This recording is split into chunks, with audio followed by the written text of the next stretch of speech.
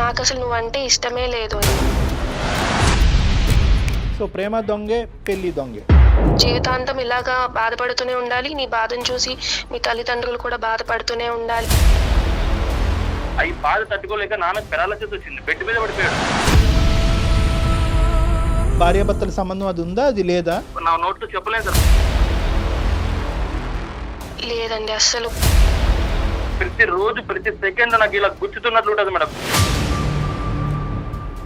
వెనక్కి తిరిగి చూసుకుంటే మా అమ్మ నాన్నలతో కలిసి ఉన్నది కూడా ఏం లేదు. ఏ పెళ్లికి ముందు ఈ లిస్ట్ అడగలేకపోయావా? ఏంటంటే విడాకులు తీసుకుని నువ్వు హ్యాపీగా ఉంటే మాకు అదే చాలు అన్నట్టుగా మాట్లాడుతున్నారు వాళ్ళు. దీన్ని సినిమాటిక్గా చేయొద్దు. ఆ పంచాయతీలు అయిపోయినాయి, ఆ ఊరు పెద్దల మధ్యన మాటలు అయిపోయినాయి, కోర్టు దాన్ని క్లోజ్ చేసింది.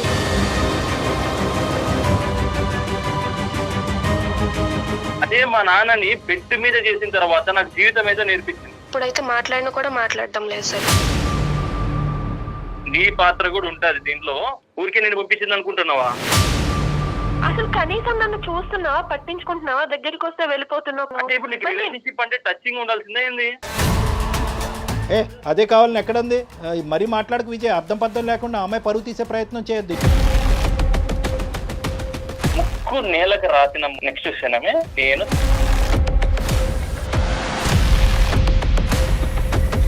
విజయ్ అది ప్రాబ్లం అని నువ్వు అనుకుంటున్నావు, తను అనుకోవట్లేదు. తను ఎందుకు ఇన్వాల్వ్ చేస్తున్నావు అంటోంది. కాదు విజయ్, ఎలా కరెక్ట్ విజయ్? ఎలా కరెక్ట్ విజయ్? ఇది నేను జీర్ణించుకోలేకపోతున్నాను. ఎలా కరెక్ట్ విజయ్? ఈరోజు గీత తల్లిదండ్రులు కడుపును పుట్టడం అనేది పాపమా? తను చేసిన పాపమా?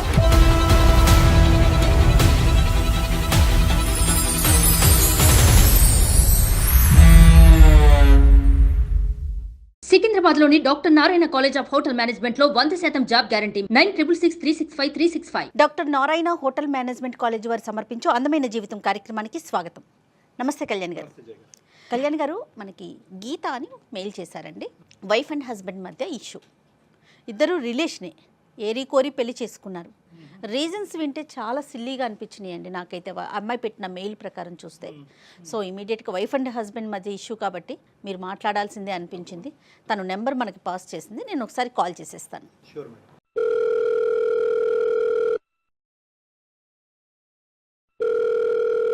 హలో హలో గీత అమ్మా? అవునండి, ఎవరు? నేను జయానండి, అందమైన జీవితం ప్రోగ్రామ్ నుంచి కాల్ చేస్తా ఉన్నాను. నమస్తే అమ్మా. నమస్తే అండి. సో నాతో పాటు డాక్టర్ కళ్యాణ్ గారు ఉన్నారు, మీరు మాట్లాడటానికి వీలుగా ఉన్నారా? ఓకే మ్యామ్, మాట్లాడతాను. ఒక్కసారి మాట్లాడండి. డాక్టర్ గారు ఉన్నారు, మీ సమస్య ఏంటో క్లియర్గా చెప్పండి అమ్మా. నమస్తే. నమస్తే గీత. నమస్తే డాక్టర్ గారు. చెప్పమ్మా, చెప్ప. సార్, నాకు పెళ్ళై 1.5 years అవుతుంది. నేను మా మేనమామ కొడుకు మా బావ విజయ్ని పెళ్లి చేసుకున్నాను సార్. నేను బావ చిన్నగా ఉన్నప్పుడే మా మామయ్యకి అండ్ మా అమ్మ వాళ్ళకి ఒక ప్రాపర్టీ విషయంలో చాలా గొడవలే అయ్యాయి సార్. సార్, అంటే అది అమ్మ వాళ్ళు మామయ్యను అండ్ మామయ్య వాళ్ళ అమ్మను చాలా మాటలు అనుకున్నారు. ఈ ప్రాపర్టీ విషయంలో పెద్ద మనుషులు కూడా మాట్లాడారు, కానీ అది మాత్రం తేలలేదు అప్పుడు. అండ్ వీళ్ళ ప్రాపర్టీ విషయం కోసం పోలీసులు, స్టేషన్లు, కాంప్రమైజ్లు అని చాలానే జరిగాయి సార్ ఈ మధ్యలో. అప్పటి నుండి ఇంకా గొడవలు ఎక్కువ అవ్వడం, కోర్టుల వరకు వెళ్ళడం, ఇలా అంతా జరిగింది సార్. ఆఖరికి ఆ ప్రాపర్టీ కూడా మా అమ్మ వాళ్ళకే వచ్చింది. ఆ ప్రాపర్టీ కూడా మా అమ్మ నాన్నలు మా బావకి కట్నం కింద రాసి ఇచ్చేశారు మా పెళ్ళయిన తర్వాత. 15 సంవత్సరాల నుండి అమ్మ వాళ్ళకి మావయ్య వాళ్ళకి మధ్యలో మాటలు అవి ఏమీ లేవు సార్. పెళ్లి చేసుకున్న తర్వాత నుండి 1.5 years నుండి చూస్తున్నా, బట్ కలవట్లేదు, మాట్లాడడం లేదు. ఏదో ఒక బొమ్మని చూసినట్టు, ఏదో ఒక వస్తువుని చూసినట్టు చూస్తున్నారు తప్ప అసలు పట్టించుకోవడం కూడా లేదు. కానీ విజయే వెంటబడి నిన్ను చేసుకున్నాడమ్మా. అవునండి, మనం కలిస్తే వాళ్ళ గొడవలన్నీ పోతాయి, కుటుంబం అంతా ఒకటవుతుంది అని ఒప్పించి మరీ పెళ్లి చేసుకున్నారు. అదే వాళ్ళ సైడే వాళ్ళే ముందుకొచ్చారు. తనే ముందుకొచ్చాడు. ఇప్పుడు ఏంటంటే మా పెళ్లి అయితే వాళ్ళు కలుస్తారు అన్న ఉద్దేశంతో పెళ్లి చేసుకున్నాము. మరి పెళ్లి తర్వాత కలిసారమ్మా? కలిసారండి. కాదమ్మా గీత, ఇది ఒక చిన్న డెలికేట్ ఇష్యూ కదా. 2 కుటుంబాలు కలుస్తాయని చెప్పి అప్పటి వరకు మాట్లాడుకొని మీరిద్దరూ ఏ విధంగా ఇష్టపడ్డారు? అంటే నీకంటూ ఒక ఒపీనియన్ ఉంటుంది కదా, అంటే చాలా గొడవలు వేస్తాయి, పోలీస్ స్టేషన్లు, కోర్టుల వరకు, అవమానాల వరకు వెళ్ళుంటాయి కదా. మరి అవన్నీ పక్కన పెట్టేసి ఈ రాత్రి మర్చిపోయి పెళ్లిపేటల మీద కూర్చుని పెళ్లి చేసుకునేంత ఈజీయా అది? నాకు మా బావ విజయ్ అంటే నాకు చాలా ఇష్టం సార్. నేను పెళ్లి చేసుకుంటే బావని చేసుకుంటా అనుకునేదాన్ని. అలాగే విడిపోయిన మా ఫ్యామిలీలు 2 కూడా కలుస్తాయి. 15 ఇయర్స్‌గా గొడవ పడుతున్నారు కదా! మా పెళ్లితో అయినా కలుస్తారు అన్న ఉద్దేశంతో మేము ఇలా పెళ్లి చేసుకున్నాం సార్. తర్వాత ప్రయాణం ఎలా జరిగిందన్న? పెళ్ళయిన తర్వాతే తెలిసింది తనేంటంటే మా వాళ్ళ మీద రివెంజ్ కోసమే పెళ్లి చేసుకున్నారు అన్నట్టుగా తెలిసింది. అదే ఏంటి ఇలా ఏంటి అని అడిగితే, అవును నేను రివెంజ్ కోసమే చేసుకున్నాను. నువ్వంటే అసలు ఇష్టమే లేదు అన్నట్టుగా మాట్లాడుతున్నారు ఇప్పుడు. ఏ స్థాయి వరకు గొడవలు అయినాయి, దానివల్ల ఎంత అవమానం విజయ్కి జరిగింది, విజయ్కి కానీ తన కుటుంబానికి, దానివల్ల ఇప్పుడు ప్రతీకారం అనే మాట వస్తుంది. అంటే ఏదైనా కూడా ప్రతీకారం తీసుకోవటం అనేది తప్పు మాటే, కానీ గొడవ ఏ స్థాయి వరకు వెళ్ళింది అనేది వివరాలు ఉన్నాయి నీ దగ్గర? వాళ్ళు కోర్టుల దాకా వెళ్ళి కంప్లైంట్స్ ఇచ్చి మధ్యవర్తి మధ్యలో పెట్టడము, ఆ టైంలో కూడా పోలీసులది ఇంటికి రావడం. ఓ ఓకే ఓకే. చాలా ఇంకా మా అమ్మ వాళ్ళు అనకూడని మాటలు చాలానే అన్నారు మావయ్య వాళ్ళని. అవన్నీ విని తట్టుకోలేక మావయ్య గారికి కూడా పెరాలసిస్ అవి వచ్చాయి. ఈ విపరీతమైన సంఘటనలు జరిగి ఎంతకాలం అయింది? ఇంకా అంత పదిలంగా ఉన్నాయా అబ్బాయి మనసులో? అంటే ఎప్పుడు జరిగింది ఇది? ఒక 10 years బ్యాక్ అయ్యింది సార్ ఇవన్నీ. అంటే తను కూడా ఇంటికి రావడం, ఈ గొడవల్లో ఇన్వాల్వ్ అవ్వడం, అంటే వాళ్ళ డాడీకి ఇలా అయిన తర్వాత కోర్టుల చుట్టూ తను కూడా తిరగడం, ఇలా అంతా జరగడం వల్ల తను ఇంకా బాగా గుర్తుపెట్టుకున్నారు. అండర్స్టూడ్. అయితే మరి అది ఏ మాత్రం నీకు కొద్దిగా కూడా కించంతు కూడా కనిపించలేదమ్మా? అంటే అతని మనసులో ఇది ఎక్కడన్నా దాగుందేమో అని చెప్పి ఆ థాట్ రాలేదా నీకు? లేదండి, తను మాట్లాడే మాటలు అవన్నీ విన్నాక నాకు ఏమనిపించిందంటే తను ఇంకా మేము కుటుంబాలు కలవాలి అని అనుకున్నారు అన్నట్టుగా అనిపించింది తన మాటలన్నీ సాఫ్ట్గా ఆలోచించింది. ముందు అంటే కొంచెం బానే ఉన్నాము. ఏంటంటే ఒక 1 month 2 months ఏంటంటే కొంచెం బానే మాట్లాడేవాళ్ళు. అంటే పెళ్ళయిన తర్వాత కొంచెం చుట్టాలు అది ఉంటారు కాబట్టి కొంచెం బానే మాట్లాడారు. బట్ ఏంటంటే తర్వాత ఆయన మొత్తం చేంజ్ అయిపోయారు. అసలు ఎందుకు ఇలా చేస్తున్నారు, అసలు ఏమైంది, అసలు ఏం చెప్పకుండా కొంచెం మారుకుంటూ వచ్చారు. గట్టిగా అడిగేసరికి ఇప్పుడు చెప్తున్నారు ఏంటంటే, నేను మీ అమ్మ వాళ్ళ మీద రివెంజ్ కోసమే నేను పెళ్లి చేసుకున్నాను తప్ప నాకు అసలు నువ్వంటే ఇష్టమే లేదు అని చెప్పి. మీ ఇద్దరి మధ్యన ఎలా ఉందమ్మా రిలేషన్షిప్? ఎలా ఉంది అంటే ఫిజికల్ భార్యాభర్తల సంబంధం అది ఉందా, అది లేదా? లేదండి, అసలు నన్ను ముట్టుకోవడం లేదు ఆయన. కనిపిస్తే చాలు పక్కకి వెళ్ళిపోతున్నారు. పెళ్ళైనప్పటి నుంచి ఇప్పటి వరకు అసలు మీ ఇద్దరి మధ్యన ఆ ఫిజికల్ ఆస్పెక్ట్ లేదా? లేదండి, అస్సలు. దగ్గరికి వెళ్ళినా కూడా నన్ను ముట్టుకోకు, నా దగ్గర నుండి వెళ్ళిపో అని అసహించుకుంటున్నాడు.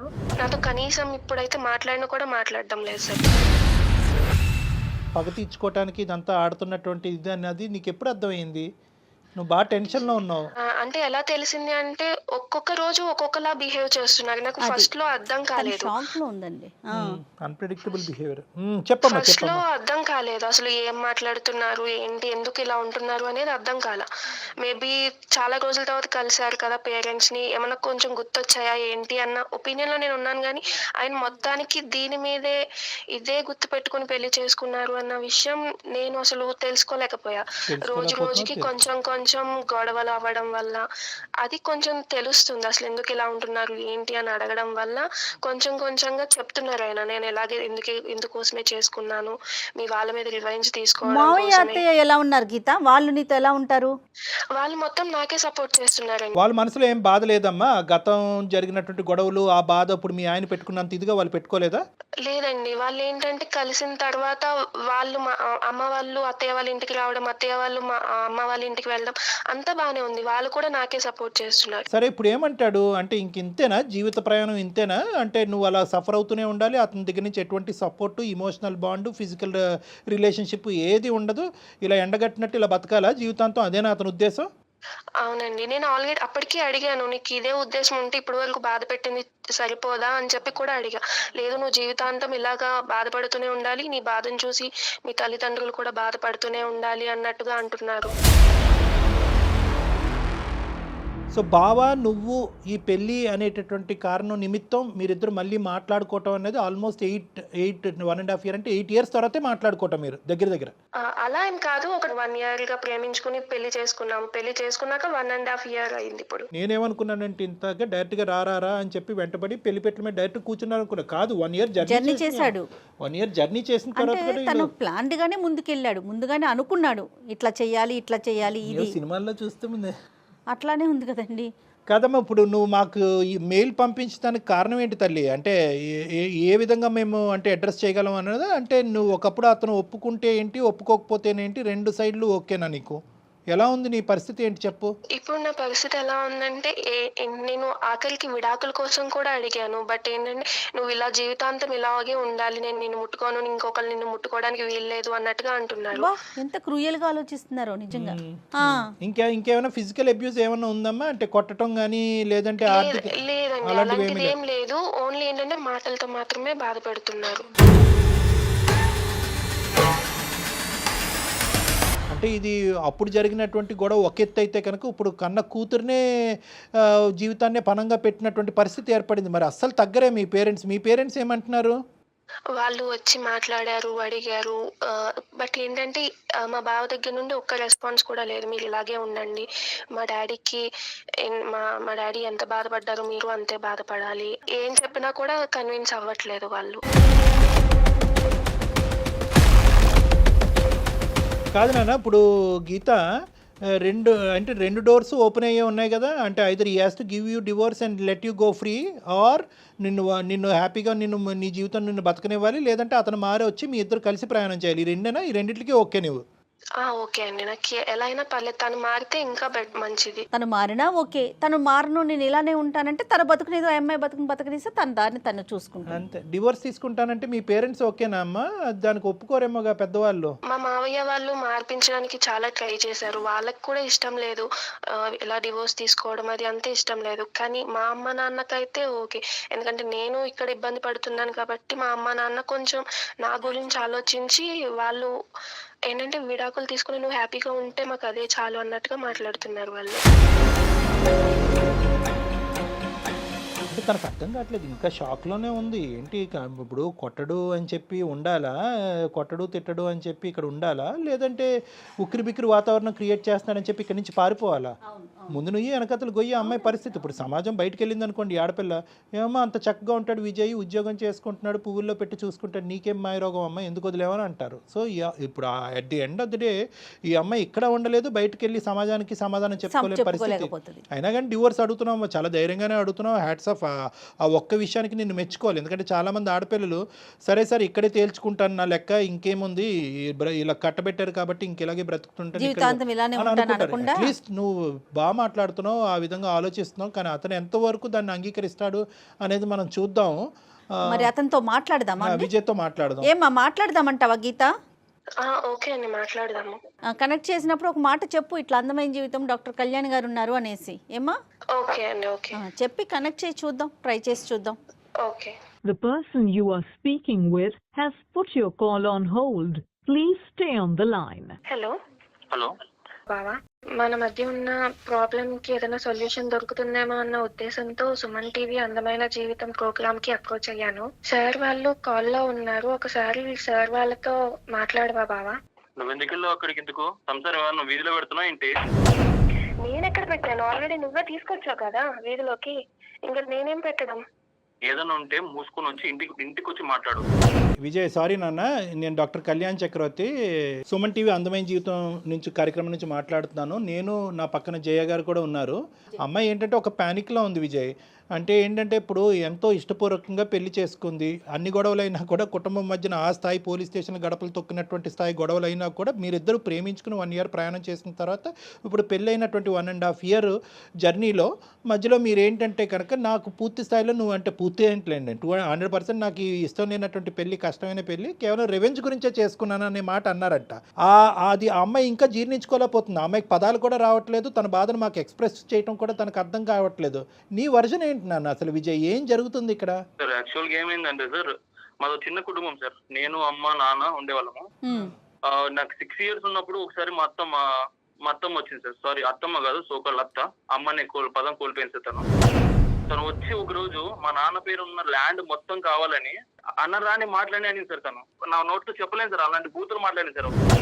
ల్యాండ్ కావాలని మా నాన్న పేరు మీద ఉన్నా కూడా తనకే కావాలని చాలా ఇబ్బంది పెట్టింది సార్. అన్నరాని మాట్లాడి అనింది సార్. అనిన తర్వాత మా నాన్న అంటే మా తాత వాళ్ళ పెద్ద మనిషి అందరూ కూర్చోబెట్టి తనతో చెప్పారు సార్, ఇది మంచి పద్ధతి కాదు అండి, అన్నా చెల్లెలు బంధము, సో మీరు ఇలా చేయడం తప్పు అంటుంది.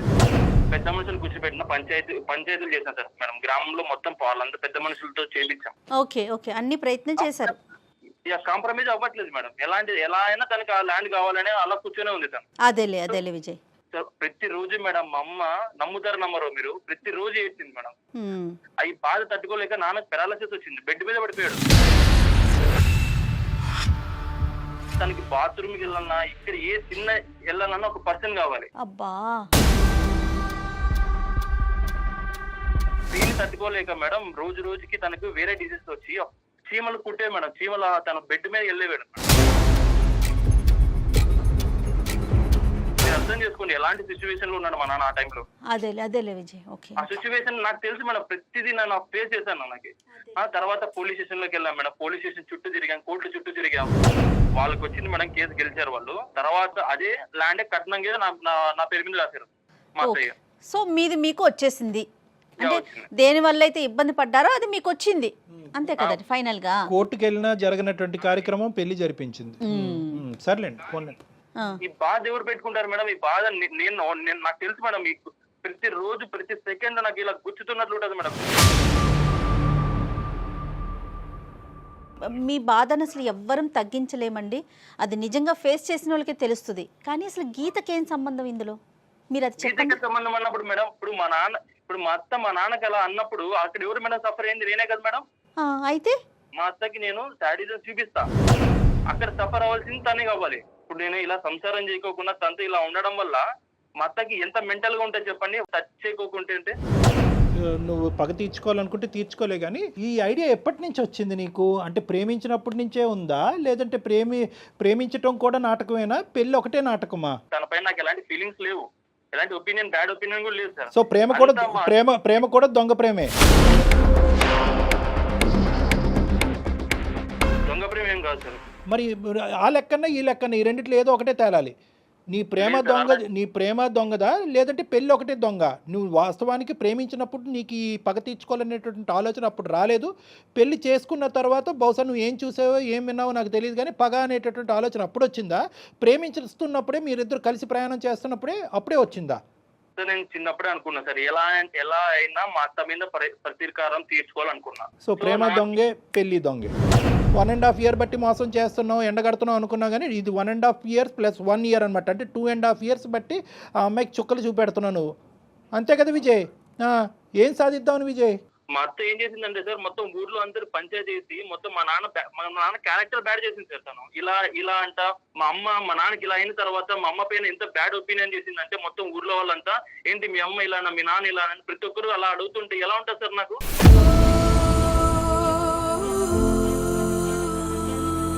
మా అత్త ఎలాగైనా మా నాన్నకు, మా అమ్మకు, నాకు క్షమాపణ చెప్పాలి. క్షమాపణ ఇన్ ద సెన్స్, తను మా ఇంటికి వచ్చి మా రిలేటివ్స్ అందరి ముందర నా కాలు, మా అమ్మ మా నాన్న కాలు పట్టుకొని ముక్కుకు నేలకు రాసిన తర్వాత నెక్స్ట్ సెకండ్ డే నేను సంసారం చేస్తాను. ఇంకేమైనా ఉన్నాయి లిస్ట్ లో? ఉన్నాయి సార్, చాలా ఉన్నాయి సార్. ఏ పెళ్లికి ముందు ఈ లిస్ట్ అడగలేకపోయావా? ఇక్కడ రెండు ఆస్పెక్ట్స్ మనం చూసుకుందాం అన్న విజయ్. ఒక్క 2 నిమిషాలు నా వయసుకు కానీ నా అనుభవానికి కానీ గౌరవిస్తూ ఒక 2 నిమిషాలు విను. ఇక్కడ 2 ఇష్యూస్ ఉన్నాయి. ఒకటి, మీ జీవితంలో మీ తల్లిదండ్రులకి జరిగినటువంటి అన్యాయం, మీ తల్లిగారికి జరిగినటువంటి అవమానం అవనివ్వండి, లేదంటే నాన్నగారు మంచాన పట్టడం అనివ్వండి, జీవితాంతం అమ్మ నాన్నగారికి సేవ చేయటం, చిన్నప్పటి నుంచి నీకంటూ ఒక సంతోషం పోయింది, ఈ కోర్టు కేసు వల్ల ఒక సంతోషం పోయింది, ఒక పిల్లవాడుగా నువ్వు అనుభవించవలసినటువంటి ఆనందాలు అన్నీ పోగొట్టుకున్నావు. దీనికి మాకు పూర్తి స్థాయి స్థానుభూతి ఉంది నన్ను, అందులో డౌటే లేదు. ఎందుకంటే కనుక ఇప్పుడు ఆ రోజులు నాకు తెలుసు. ఇప్పుడు ముక్కు నెలకు రాస్తుందో తల చెట్టుకు రాస్తుందో అదంతా నాకు తెలియదు, కానీ నువ్వు పోగొట్టుకున్నటువంటి రోజులు మీ అత్త జీవితంలో తీసుకురాలేదు. అదేవిధంగా ఇక్కడ నువ్వు గుర్తుపెట్టుకోవాల్సింది ఏంటంటే, గీత ఇప్పటికీ కూడా తను కూడా అప్పుడు చిన్నపిల్లే, బహుశా నీకంటే ఇంకా చాలా చిన్నపిల్ల. ఆ అమ్మాయి కూడా అనుభవాలు చూసింది. మీ అత్త ఒక 2 మాటలు అంటే కనుక మీ నాన్న ఒక 3 మాటలు అని ఉంటారు. ఆ గొడవలు రోడ్డుని ఎక్కినాయి, పంచాయతీలు జరిగినాయి, ఆవిడ ప్రాపర్టీకి ఆస్తిపడింది. సరే, ప్రాపర్టీకి ఆవిడ ఎందుకు ఆస్తిపడింది, దాని పూర్వపరాలు ఏంటనేది ఈరోజు ప్రస్తావన కాదు. గీత కూడా అనుభవించలేదని నువ్వు అనుకుంటున్నావా? గీత, నువ్వు చెప్పమ్మా, మీ ఇంట్లో ఎలాంటి ప్రాబ్లమ్స్ ఫేస్ చేశారో అప్పుడు అసలు నీకు తెలుసా, ఊహ ఉందా? ఏంటంటే ఆ గొడవల వల్ల నేనైతే నా పేరెంట్స్ కి కూడా దూరంగా వెళ్ళి హాస్టల్లో ఉండాల్సి వచ్చింది. కనీసం ఇంట్లో ఉండి వాళ్ళ అమ్మ నాన్న దగ్గర ఉండి కనీసం వాళ్ళ ప్రేమనన్నా పొందారు. బట్ నాకైతే వెనక్కి తిరిగి చూసుకుంటే మా అమ్మ నాన్నలతో కలిసి ఉన్నది కూడా ఏం లేదు. ఇప్పుడు పెళ్లి చేసుకుని వచ్చి ఒక ఇంట్లో ఉన్నాననే గానీ ఇప్పుడు కూడా నన్ను పట్టించుకోవట్లేదు. ఇప్పుడు నేను ఎక్కడికి వెళ్ళి ఉండాలి, అసలు ఏం చేయాలి, ఎవరి దగ్గరికి వెళ్తే నా ప్రాబ్లం సాల్వ్ అవుతుంది, అసలు ఏం తెలియకుండా ఉన్నాను మ్యామ్. అందుకే నేను కూడా మీ దగ్గరికి అప్రోచ్ అయ్యాను. ఇప్పుడు విజయ్, నీకు ఇక్కడ ఒక పాయింట్ కనెక్ట్ అవుతుందా? అంటే నేను ఇక్కడ అంటే నీ ఇమోషన్ నీకు ఉన్నాయి, ఇంట్లో జరిగినటువంటి పరిస్థితులకి చాలా భయంకరమైనటువంటి పరిస్థితులు. నిజంగా మీ నాన్నగారిని నేను కళ్ళతో చూడలేదు కానీ ఊహించుకుంటూనే, నువ్వు డిస్క్రైబ్ చేసినటువంటి అంశాలను ఊహించుకుంటూనే నా మనసు తరుక్కుపోతుందన్న. చాలా బాధ. ఏంటంటే దట్స్ ఆన్ హ్యూమానిటేరియన్ గ్రౌండ్స్ చాలా బాధ. అంటే మానసికంగా ఒక మనిషి మీద పడేటటువంటి ఒత్తిడి, సొంత కుటుంబ సభ్యుల దగ్గర నుంచి పడేటటువంటి ఒత్తిడి ఎప్పుడైతే పరువు రోడ్డును బజారున పడుతుందో అప్పటి వరకు పరువు కలిగినటువంటి కుటుంబం, ఒక పెద్ద మనిషి మానసికంగా ఏ స్థాయిలో దెబ్బతింటే కనుక అతని నరాలు బలహీనపడి పారాలసిస్ వస్తుంది అనేది నేను అర్థం చేసుకోగలను ఒక మానసిక వైద్య నిపుణుడు. ఇంకోటి ఎలా అంటే సార్, నేను పడిన శోభ కంటే తను ఇప్పుడు ఇంకా 1% సార్ ఇంకా ఉండే, తను 1%. అది ఎలా డిస్క్రైబ్ చేస్తావమ్మా విజయ్? సార్ నేను ఫేస్ చేస్తా సార్, నాకు తెలుసు సార్. ఇప్పుడు మీరు అదే నా సిచ్యువేషన్ లో మీరు ఉంటే ఇలా కాంప్రమైజ్ అయ్యేవారు. ఎవరున్నా కూడా బాధే, ఓకే. కానీ ఆ బాధ తర్వాత ఆ బాధ వల్ల ఏర్పడేటటువంటి ప్రతీకార ధోరణిలోనే నీ వ్యక్తిత్వం నా వ్యక్తిత్వం అనేది డిఫరెంట్ ఉంది నాన్న. బాధ అందరిది ఒకటేనన్న. ఈరోజు నువ్వు ఇది తూకం వేయద్దు. ఆ అమ్మాయి ఎంత బాధపడింది, ఈరోజు ఆ అమ్మాయి బహుశా ఈ ఇంట్లో ఉంటే కనుక ఆ అమ్మాయి నిన్ను వచ్చి ప్రేమించి ఆ అమ్మాయి పగ తీర్చుకోవచ్చు కదా. కానీ ఆ అమ్మాయి ప్రేమకు దూరం అయింది. తల్లిదండ్రులు ముందుగా ఆలోచించి ఈ గొడవలన్నింటి మధ్యన ఆడపిల్ల ఉండకూడదు అనేటటువంటి ఉద్దేశంతో హాస్టల్లో పెట్టారు. తన ప్రేమను మిస్ అయింది కదా. బహుశా ఏంటంటే ఆ అమ్మాయి ఇంట్లో ఉండుంటే కనుక నీకంటే వాళ్ళ తల్లిదండ్రులు పడినటువంటి బాధను నీకంటే ఎక్కువ వివరంగా చెప్పేది. ఇందాక నుంచి నాకు అర్థం కావట్లేదు. బాధపడ్డాను, కొట్లాట జరిగింది కానీ నాకు ఆ వివరాలు తెలియదు అనేది ఇప్పుడు నాకు క్లియర్ వచ్చింది. ఈ అమ్మాయిని తీసుకెళ్లి హాస్టల్లో పెట్టారు. నీ ఆలోచన శైలి తప్పు అనో లేదంటే నీ బాధ తప్పు అని అనట్లేదు, కానీ నువ్వు వెళ్ళేటటువంటి యాక్షన్ ప్లాన్ ఏదైతే ఉందో అది మానవతా దృక్పథం నుంచి చాలా దూరంగా వెళ్ళిపోతుంది. చాలా దూరంగా కాదమ్మా, నువ్వు ఫేస్ చేసిన ఆ బాధ, ఆ పెయిన్ ని ఎదుటోళ్ళు కూడా ఫేస్ చేయాలని కోరుకోవటం ఎంతవరకు కరెక్ట్ చెప్పు? లేదు మేడం, నా పర్స్పెక్టివ్ లో అది కరెక్టే మేడం. అసలు ఎలా కాదు విజయ్, ఎలా కరెక్ట్ విజయ్? ఇది నేను జీర్ణించుకోలేకపోతున్నాను. ఎలా కరెక్ట్ విజయ్? ఈ రోజు గీత తల్లిదండ్రులు కడుపును పుట్టడం అనేది పాపమా? తను చేసిన పాపమా?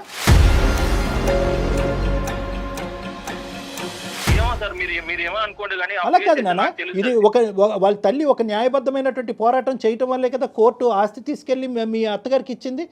అయితే కనుక ఆ అత్తగారు ఈ ఆస్తి నాదే అని చెప్పి చంకన పెట్టుకోలే కదా. మీరిద్దరు ప్రేమించుకున్నారు కాబట్టి మీరు చావండి అని అనలే కదా. అదే కట్నంగా నీకు ఇచ్చిందిగా. సార్ ఇప్పుడు ఇచ్చింది సార్. కాదు సార్, ఇప్పుడు అదంతా ఆ ప్రాబ్లమ్స్ అన్ని ఫేస్ చేసిన తర్వాత కూతుర్ని ఇచ్చేసి ఆ ప్రాబ్లమ్స్ మర్చిపోండి ఎలా మర్చిపోతాం సార్? నువ్వు మర్చిపోగలవా లేదా అనేటటువంటి కాన్సెప్ట్ కాదు నేను అనట్లేదు. ఇది ఎప్పుడు చల్లారుతుంది? నేను జీవితాంతం ఎలాగే ఉంటాను. వాళ్ళ కడుపు నువ్వు పుట్టినందుకు నువ్వే ఎలా బాధపడాలి? నువ్వు బాధపడుతూ ఉంటే కనుక వాళ్ళ నరకం అనుభవించాలి. నేను విడాకులు ఇవ్వను, చస్తే ఇక్కడే చావు అనేటటువంటి పద్ధతి ఏంటి నాన్న? ఎప్పుడు చల్లారుతుంది నీ పగ? అసలు నీ పగ అనేటటువంటి దానికి మీనింగ్ ఉందా? మా నాన్న బైక్ ఎక్కి నేను ఇది ప్రపంచం చూశాను సార్.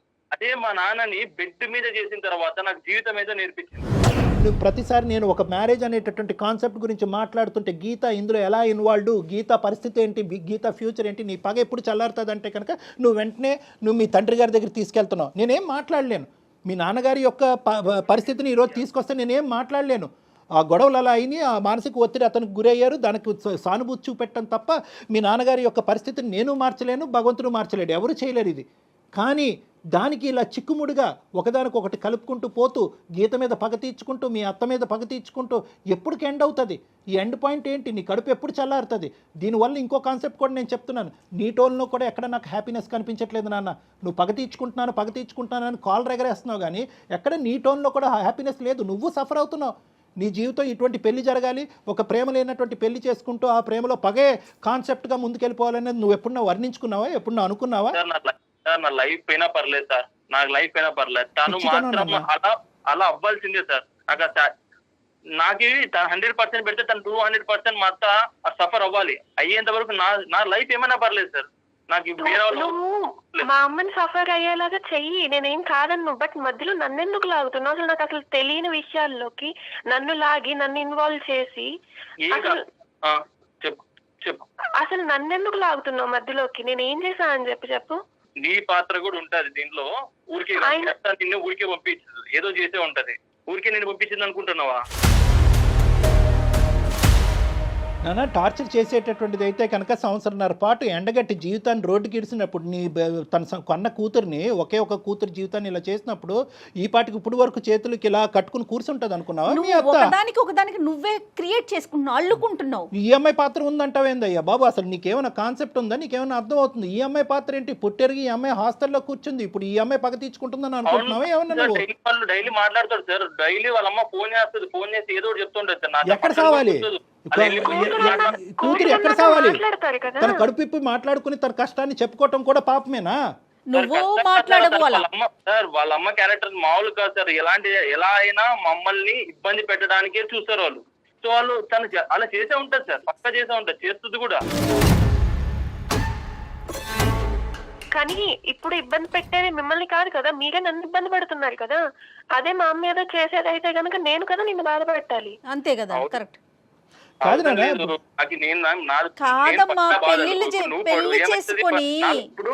మనం ఇద్దరు పెళ్లి చేసుకున్నాం కదా, ప్రాబ్లమ్స్ కూడా షేర్ చేసుకో. అసలు కనీసం నన్ను చూస్తున్నావా, పట్టించుకుంటున్నావా? దగ్గరికి వస్తే వెళ్ళిపోతున్నావు పక్కకి. నాకు అవసరం లేదు. ఇప్పుడు నీకు రిలేషన్షిప్ అంటే టచింగ్ ఉండాల్సిందే ఏంది?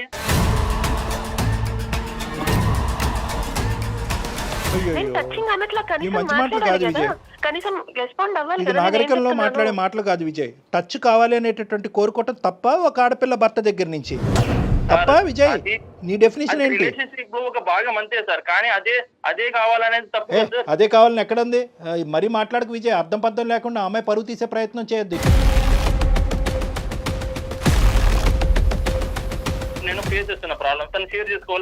విజయ్ అది ప్రాబ్లం అని నువ్వు అనుకుంటున్నావు, తను అనుకోవట్లేదు. తను ఎందుకు ఇన్వాల్వ్ చేస్తున్నావు అంటోంది. ఇలా ఫేస్ అవుతున్నా కదా, వాళ్ళ అమ్మకి పోయి చెప్పచ్చు కదా, ఇలా అయింది మేడం, ఇలా అయిందమ్మా, ఇలా అయింది. విజయ్ ఏమంటున్నాడంటే వెళ్ళి తను కాలు పట్టుకొని వాళ్ళ అమ్మ నాకు చెప్పమను, అయిపోయా వెళ్ళని కూడా. మనం ఇప్పుడు కంక్లూజన్కి వస్తున్నాం. ఒకే పాయింట్ విజయ్, నీ కండిషన్ ఏంటి? నీలో ఒకటైతే నాకు బాగా అర్థమైంది, ఇప్పటికీ కూడా ఈ అమ్మాయి అంటే కొద్దిపాటి ప్రేమ ఉంది. నీకు ప్రేమ లేదు అని నేను అనుకోవట్లే. లేదంటే కనుక ఇంత 2.5 years పాటు నువ్వు కపట నాటకం ఆడే అంత కెపాసిటీ నీకు లేదు, కానీ ఎంతో కొంత ప్రేమ ఉంది. కానీ ఇప్పుడు ఏంటంటే కనుక ఇప్పుడు ఈ పెళ్ళికి వాళ్ళ అమ్మాయి యొక్క అమ్మ ముందుకు వచ్చి చెప్పేటటువంటి క్షమాపణకి ముడిపెట్టావు, అంతే కదా? నీ కండిషన్స్ ఏంటి? మీరిద్దరూ హ్యాపీగా ఉండాలంటే నీ కండిషన్స్ ఏంటో ఒకటిసారి నాకు చెప్పు. ఇప్పుడు మా అత్త మా మామ ఇద్దరు వచ్చి మా బంధువులు మా రిలేటివ్స్ అందరి ముందర మా ఇంటి దగ్గరకు వచ్చి నా కాళ్ళు, మా అమ్మ కాళ్ళు, మా నాన్న కాళ్ళు పట్టుకొని క్షమాపణ చెప్పి ముక్కు నేలకు రాసిన నెక్స్ట్ క్షణమే నేను తనతో కాపురం చేస్తాను. ఇది నా కంక్లూజన్ సార్. ఇది చేసిన తర్వాత నేను తనతో హ్యాపీగా ఉంటా. గీతతో నువ్వు హ్యాపీగానే ఉంటావు, గీత హ్యాపీగా ఉంటుందా నీతో? వాళ్ళ తల్లిదండ్రుల చేత ఇవన్నీ చేపించేది అంటే ఇండైరెక్ట్గా ఈ మంత్రం వేసినా ఆ మంత్రం వేసినా ఒకేలాగా ఉంది ఇక్కడ పద్ధతి. ఇప్పుడు ఏంటంటే ఇప్పుడు నువ్వు ముందుకు రావట్లేదు, రేపొద్దున గీత వాళ్ళ తల్లిదండ్రులు చేసి నానా చాకరీ చేపిస్తుంది. ఇప్పుడు ఆ అమ్మాయి ఏమంటుంది కాన్సెప్టు? ఆ అమ్మాయి ఇప్పుడు నీ కండిషన్ నువ్వు చెప్పే, ఆ అమ్మాయి కండిషన్ కూడా చెప్తాను విను. ఏమండి, మనిషి మారి పద్ధతిగా వస్తే కనుక నేను కంటిన్యూ అవుతా, లేదంటే తూర్పు తిరిగి దండం పెట్టమనండి, వాడు నాకు అక్కర్లేదు, నాకు డైవర్స్ ఇవ్వండి అని చెప్పింది. అంతేగాని ఆ అమ్మాయి వచ్చి కావాలంటే మా అమ్మ నాన్న వచ్చి అతను కాలమే పడతాడు, గుమ్మం మీదకి వచ్చి ముక్కు తలో నేలకు రాస్తారు, ఈ కాన్సెప్ట్లు ఏమో ఆ అమ్మాయి చెప్పలేదు. అర్థమైందా? సో ఇక్కడ వినండి, ఒక్క నిమిషం వినండి. ఈ కథ కంచికెళ్ళింది అనేటటువంటి విధంగా రెండు కుటుంబాలు ముందుకు వచ్చినాయి. ఎవరైతే కనుక పగా కోపంతో రగిలిపోవాల్సినటువంటి మీ తల్లిదండ్రులే అటువైపు వాళ్ళని క్షమించి ముందుకు వచ్చారు. నువ్వు వాళ్ళ కడుపును పుట్టినటువంటి నువ్వు ఈ అమ్మాయిని ఒక 6 నెలల్లో సంవత్సరం పాటు ప్రేమించి నీ ఇష్టపూర్వకంగానే పెద్దల సమక్షంలో పెళ్లి చేసుకున్నావు. ఎన్ని కేసులు పెట్టుకున్నా నేను డైవర్స్ ఇవ్వను, ఏమని చేసుకుని నేనైతే నాతోనే కాపురం చేయాలి, నాతోనే బాధలు పడాల్సిందే తనంతే. గీత, ఇప్పుడు ఈ కాన్సెప్ట్ ఇప్పుడు కొత్త కాన్సెప్ట్ ఏం కాదు. 1కి 10 సార్లు నీతో చెప్పాడంట, మీ అమ్మా నాన్న వచ్చి కాళ్ళు పట్టుకుని క్షమించాలి అనేటటువంటిది. ఇది మీ పేరెంట్స్ వరకు తీసుకెళ్లారా? ఒకప్పుడు అదే తీసుకెళ్ళి ఉంటే కనుక నీ ఉద్దేశం ఏంటి, మీ పేరెంట్స్ ఉద్దేశం ఏంటి? సార్ వాళ్ళనైతే నేను అడగలేను సార్. నేను ప్రేమించి తనని పెళ్లి చేసుకున్నా. ఇప్పుడు తనంటే నాకు ఇష్టము. ఇప్పుడు నేను వెళ్ళి చెప్పమంటే చెప్తారు. బట్ మరీ ఆయన చెప్పిన విధంగా అంటే కొంచెం నేను వాళ్ళకి చెప్పలేను సార్.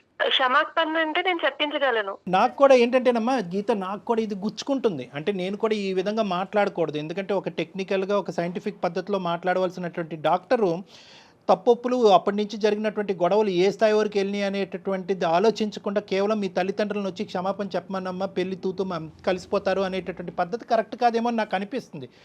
కానీ ఒక పెళ్లిని కాపాడటం గురించి 1000 అబద్ధాలు ఆడాలి, ఒక పెళ్లి జరగటం గురించి 1000 అబద్ధాలు ఆడాలి అని చెప్పి మన పెద్దలు అన్నారు. బహుశా ఏంటంటే కన్న కూతురు ఒకే ఒక్క ఆడపిల్ల నువ్వు, మీ తల్లిదండ్రులు ఇన్ని మెట్లు దిగి ఇక్కడికి కూడా వస్తారేమో అనేటటువంటి నా నమ్మకం. అమ్మ, నేను అడగవలసినటువంటి పద్ధతిలో మీ తల్లిదండ్రులతో నేను మాట్లాడతాను. ఇక్కడ క్షమాపణ ఎవరు ఎందుకు చెప్పాలి, చెప్పవలసినటువంటి అవసరం ఏంటని చెప్పి వీళ్ళు మళ్ళీ 15 సంవత్సరాలు గతం అన్ని గొయ్యి తవ్వుకున్నారు అనుకోండి, వీళ్ళిద్దరిని కలపడం కాదు, ఆ 2 కుటుంబాలను విడదీసిన వాళ్ళం అవుతాం మన అందమైన జీవితం. కాబట్టి ఇది అది కాదు. ఇది ఏంటంటే కనుక గతం గతః, whatever has happened in the past has happened. ఈ పెళ్లి కలవాలి అంటే కనుక, ఈ పెళ్లి ముందుకెళ్ళాలి, ఇద్దరు జీవితాలు బాగుపడాలి అంటే కనుక పగా ప్రతీకారాలు అనేటటువంటి పదాలు పెళ్లి అనేటటువంటి దాంట్లో వినిపించకూడదంటే కనుక అతను పెట్టినటువంటి కండిషన్ క్షమాపణ.